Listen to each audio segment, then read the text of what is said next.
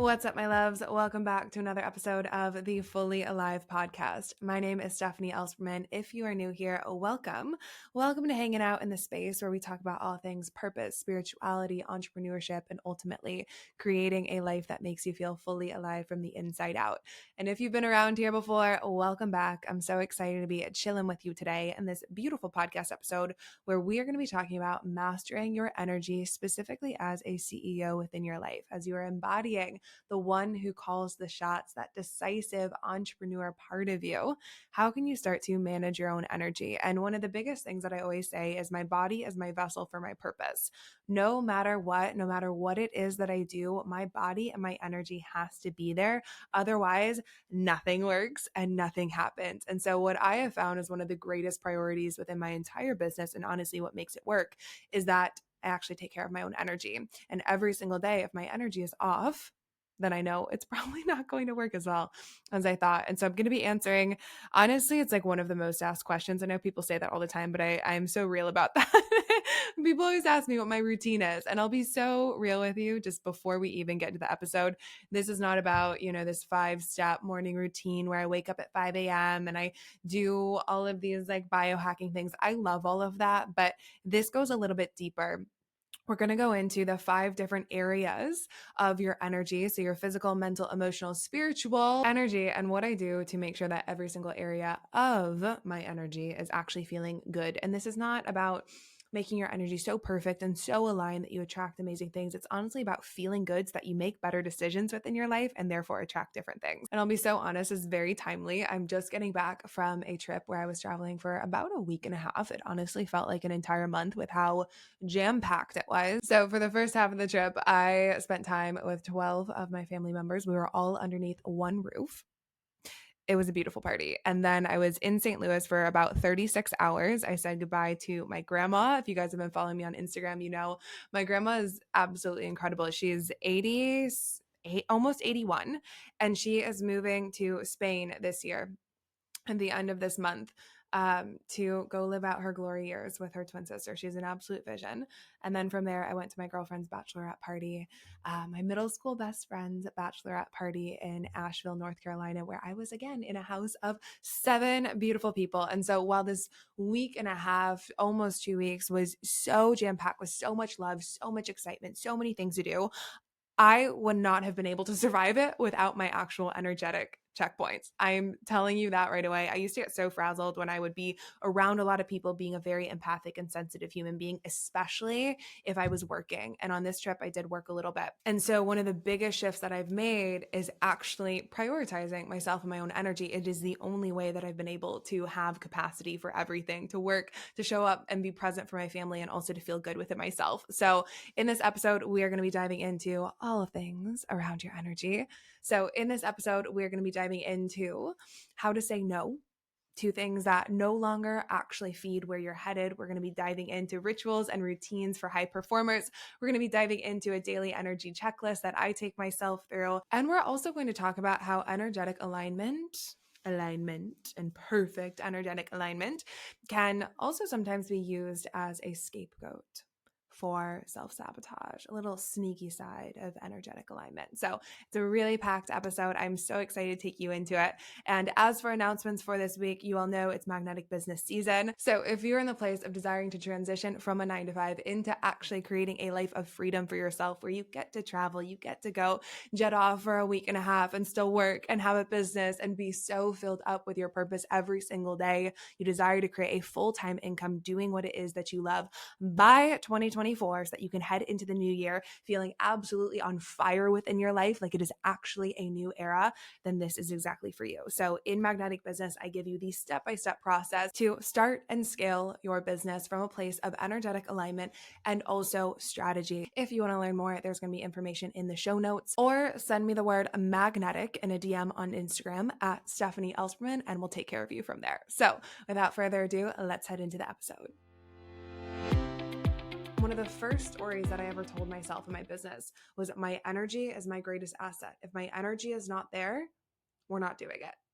My energy is my greatest asset because I started to recognize that when my energy was on and I felt in my body, I felt excited for my life, I felt relaxed, I felt calm, I felt well rested, that was when opportunities would happen. That was when people would reach out to me and say, Steph, I don't know what you're doing, but I want in. How do we work together? Or people would see my video and a video would go viral. Like I had this feeling every single time I made a video that I knew would hit. It was because my energy was there and because I was taking personal responsibility for how I felt. And that, when people talk about, it's like, well, how do you say no to things? How do you, release certain relationships that aren't necessarily benefiting your future? I don't think it's necessarily about controlling your external environment. It's about valuing your energy so much that the no's are easy, that your environment naturally starts to shift. You start making different choices for yourself. You start valuing, for example, the environment that you're in and how you treat your space. You start valuing your friendships and what gives you energy versus what drains your energy. You start valuing how you communicate and you look at what words are impacting my energy and fortifying my energy versus taking away. You look at your food, your sleep, your exercise, everything I started to see within my own life was, is this giving me energy? And if it's not, how can I shift it? What needs to happen for me to feel alive again, for me to feel filled up with my energy? Because I am the CEO here. Right? You are the CEO of your own life, which means you get to take personal responsibility for your energy. And so if you've ever tried to create something when your energy is off or you're incredibly exhausted, hangry, you're tired, what is it? My friend says there's HALT: hungry, angry, lonely, or tired, which is something they use in the 12-step program, right? If you've ever tried to create something from that place or from you just weren't feeling it, you were really forcing the idea to happen even though you knew it wasn't in alignment, you know that it starts to become like a series of unfortunate events where you're like one thing after the next, after the next. It is going downhill fast unless you catch it, unless you do something that shifts your energy, right? So when we talk about mastering your energy as a CEO, I like to look at it in different categories and levels. So in yoga, they talk about the 5 koshas. So these are the 5 different energetic bodies that are essentially like the layers for human experience. So there's the physical body.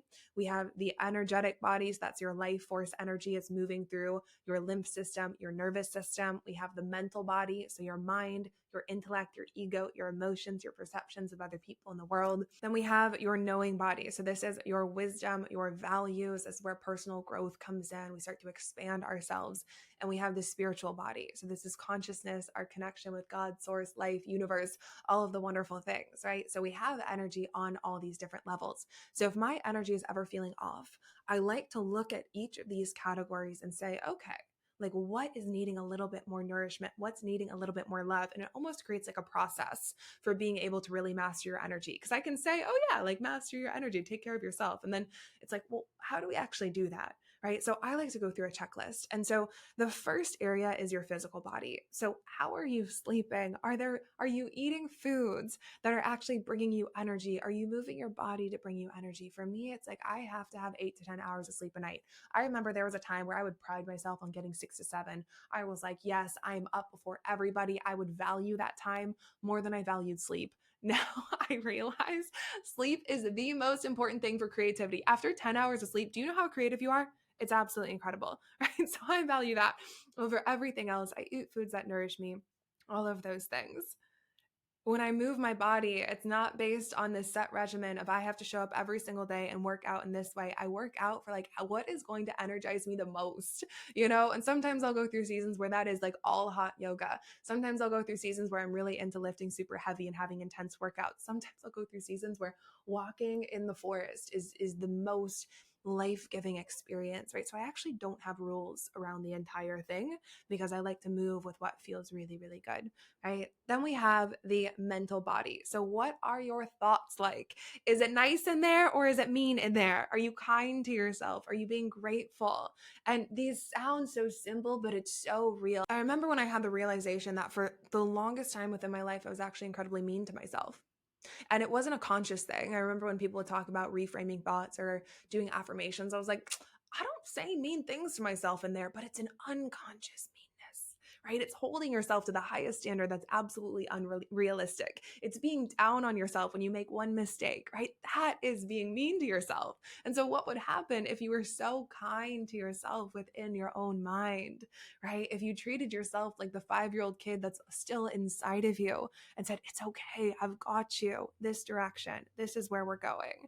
And so, look at like, what are the stories that your mind is making up? I noticed when I started to address what was happening in my mind, my body started to feel 10 times better. I dealt with a lot of chronic illness, and I noticed that my mind is so intertwined with how my body feels that if my mind is going downhill and is like, I'm a victim, I don't feel good, X, Y, and Z is off, my body will start to feel it and match it. And we're like, okay, we're going down together, right? So, one of the best ways that you can start to master your energy, master your mind, what you're saying to yourself. And then we have the energetic body. So, how connected do you feel to life force energy? How connected do you feel with nature? Are you doing things that make you feel absolutely alive? Is your nervous system regulated? I love, and one of my greatest practices recently has been, can I move slowly through this? Can I move slow like honey and let it just drip and flow? And can I find inspiration there? Because I find a lot, especially in girl boss culture, we so over glamorize getting hyped and jacked. I called it getting jacked on caffeine, like a drug, literally, like getting hyped on caffeine and calling that inspiration. That's not inspiration. That's your nervous system being dysregulated. Okay. And I get it because I've been there. I used to run on like 5 cups of coffee a day. That wasn't even enough to keep me going. Right. And then now I like rarely drink caffeine, sometimes a little bit here and there. In reality, inspiration is relaxed. It's when you're feeling actually the energy in your body, you're feeling what it feels like to be in nature, you're connected, you're having new life experiences, you have rest periods, you're sleeping, all of the wonderful things. Then we have the knowing body. So this is your intellectual body, the body of your wisdom.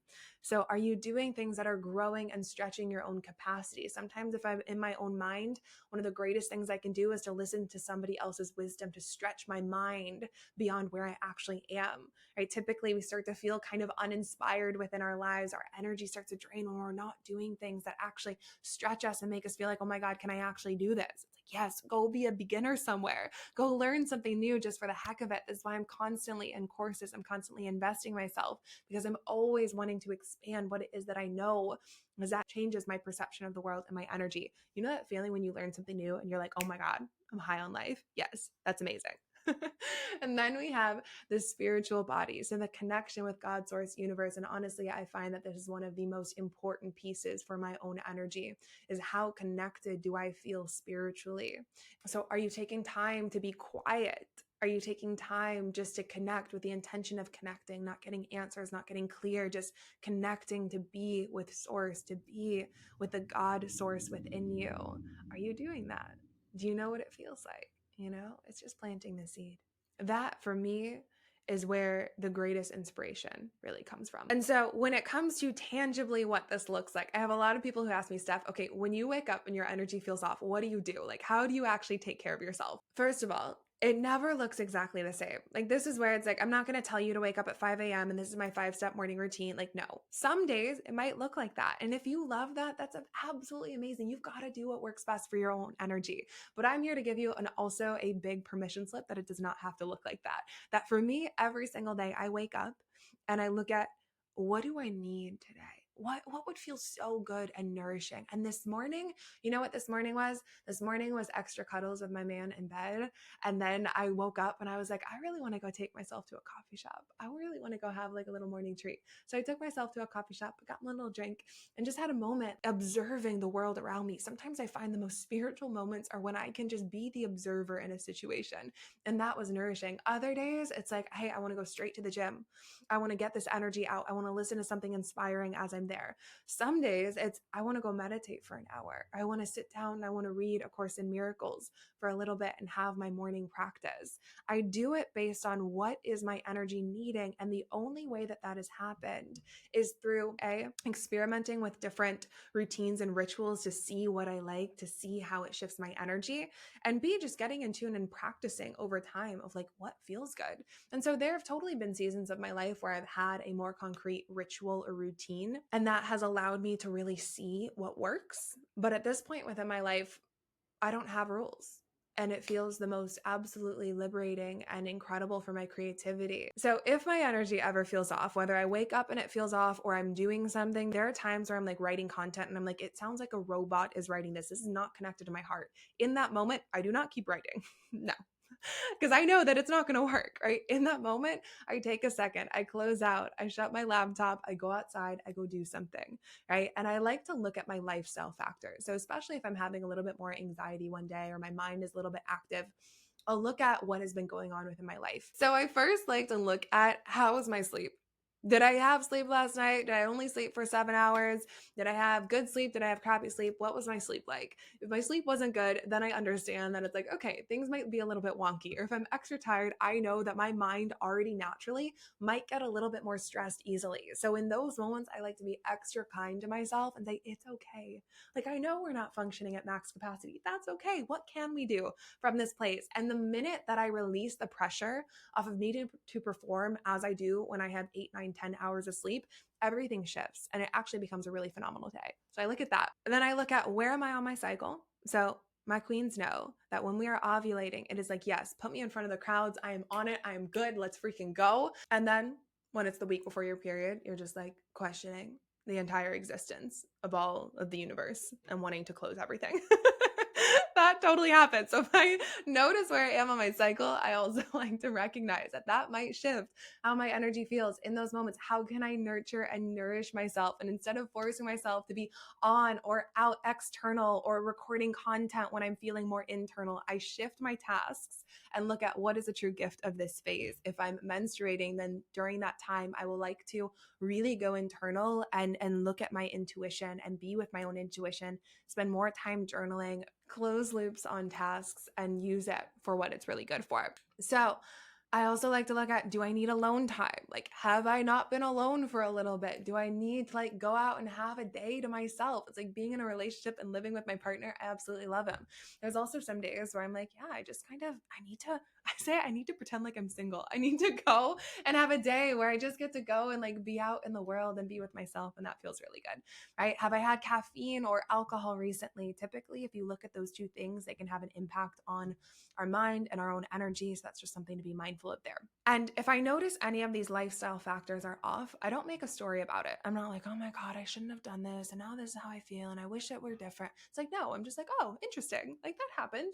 Okay, cool. So what can we use this day for? And can we release the pressure of needing to push through and make sure that the energy feels crystal clear like usual and just be like, oh, okay, this is a different day, right? Because if we make a story out of it, this is where it's like days either become really, really good or they're a wash, right? Where you're like, oh, I guess I just can't get anything productive done today. So I guess I just won't do anything. Or I just can't feel creative today. So I'm just going to step away from everything. It's like, no, just release the pressure on yourself. And I promise you, things are going to come through. Some of my best content has come through when I had a day where I didn't sleep too hot. I wasn't feeling too great. And I was like, you know what? That's okay. Let me be really kind to myself. I'm going to take a couple extra hours to journal this morning. And I would just create content while I was journaling or something like that. It's like, those are the videos that go off. Like those are the pieces of content that go viral because there's no effort. It's just like, yeah, here I am today. Let's release the pressure and go for it. Right. So look at your lifestyle factors. And then once I look at that and take note, I like to tune into my energy of what do I need more of right now? What is going to be my medicine? Do I need to journal? Do I want to go out to a coffee shop? Do I want to go for a workout? Do I want to go to yoga? Do I want to plug in with my clients? Does that feel really good? Do I want to spend extra time meditating? These are all different things that I'll trade out. Do I want to read a book in the morning? Do I want to go just be outside and listen to the birds? Like, I do not have a set way of doing things. And the old me from like 2-3 years ago would be like, what? We thrive on our 5-step morning routine. No, it's like I think that can be medicine at some points throughout your journey, but I do whatever it is that I need to do to feel alive and inspired and connected throughout the day. And if I'm not making time, I'll likely feel it, and that's when I'll pause. Right. So if I'm in the middle of the day and I notice that my energy is off, I will take 5. I will go outside. I will either call a friend. I'll get on the rebounder. If y'all have not gotten on your mini trampolines, oh my gosh, they're so good for moving the energy all the way through your body. I will go for a walk and listen to a podcast that brings me to a different place and shifts my perspective. I will take a second. I'll go for a drive or I'll shift into something else. But typically nothing gets solved if I'm in front of my laptop or staying on my phone. The energy does not move, right? So if I notice my energy is off, or it's feeling really stagnant, or I feel like I have some anxious energy within my body, I will have to move. So it might be walking barefoot around the yard and just circling. I remember when I was living in Denver and I was living in an apartment, I would go for walks constantly, and that was where I would write. If I was feeling something, I would walk and I would write out all of my thoughts as I was walking. And it doesn't take more than 5-15 minutes in order to really create the shift and then be able to go back in with inspired energy. If you're trying to force it and just like push it out, it's not going to be good. I promise you, it's going to be so much better if you just take a few seconds and then everything, it just like comes out like a waterfall. It's so beautiful, right? So the last piece that I look at is like, okay, why do I feel like I need to keep pushing? What is a story that I'm telling myself in my mind right now as to why I can't stop, why I can't take 5? And I really like to look at that. It's like, who am I afraid of disappointing? What am I afraid of? And then I have a little moment with myself. Like, is that actually true? Do we actually need to do that right now? Probably not, right? Can we be kind to ourselves in the moment? And so that's what I like to do.